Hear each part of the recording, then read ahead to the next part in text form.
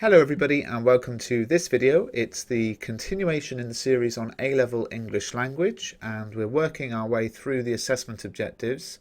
Everything I go through in these videos and more can be found in Mr. Bruff's Guide to A-level English language, available for £4.99 at mrbruff.com and amazon.co.uk. So we're up to A05. Now remember, everything in this video series and the ebook applies to all exam boards, okay? So all of the exam boards actually use the same assessment objectives.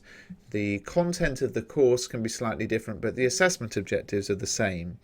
And A05 is to demonstrate expertise and creativity in the use of English to communicate in different ways, okay? So what does this mean? Well, let's have a think about expertise and creativity. So this is the ability to demonstrate that you can write accurately for a range of different forms, audiences and purposes. Now the highest marks are achieved by those candidates who demonstrate flair and originality and produce an engaging piece. And the best way of achieving success in this assessment objective is to read and explore a wide range of texts and practice writing in the style or subverting the style of a variety of text types. And everything you do at word and sentence level will be for deliberate effect. Now, I think again this is a huge jump up from GCSE, where, you know, for example, you might have to write an article, but you're probably just taught a few skills for writing an article. Whereas what we're looking at here at A-level English language is that you need to read lots of different text types, and you need to become familiar with writing in that way, and then being able to subvert that way of writing. So deliberately doing it differently for effect, and that will affect all of your choices, the words you're using and your sentences. So I mean, it's just the kind of huge jump up, and I think one of the best things about the Guide to English Language is that there are examples of brilliant student work. And one or two of the examples in the ebook, there's one student who writes a newspaper article in the style of the Jeremy Clarkson newspaper articles.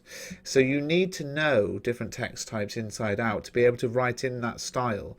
And you'll see when you pick up the ebook that the difference between A-level work and GCSE work is very noticeable in this area. The other part of the assessment objective is to communicate in different ways. Now, being prepared to and able to write in a range of different styles for different reasons is what this is all about. And you must also demonstrate that you can make decisions about how different contexts should inform your writing and influence the language choices that you make. Okay, so as always, we like to have a look in this series at how do I get the grade. Well, some key questions you can ask yourself. Have you read a wide range of texts? Now, the risk here, I think, is that you may well read the type of text that you're interested in and that you've always read. So you need to make sure that you are deliberately broadening your horizons and reading lots of different types of texts. Can you use imaginative vocabulary and language accurately? Are you able to work in challenging forms? Have you experimented with different text types? Do you plan your work in detail using the framework? Are you inventive in your use of techniques, for example, your structure, your perspective, your figurative language, etc.? I think there are two levels here, aren't there? There's understanding how it's done and being able to, mirror that, and then there's being able to actually do something that subverts the expectations of that writing style. But of course you've got to know the writing style before you can subvert it. So that brings us to an end of looking at all of the assessment objectives, AO1, 2, 3, 4 and 5. In the next video we're going to look at something called GRASP, genre, register, audience, subject and purpose. But I do encourage you to pick up a copy of the revision guide, and please do subscribe to the channel if you haven't done so already.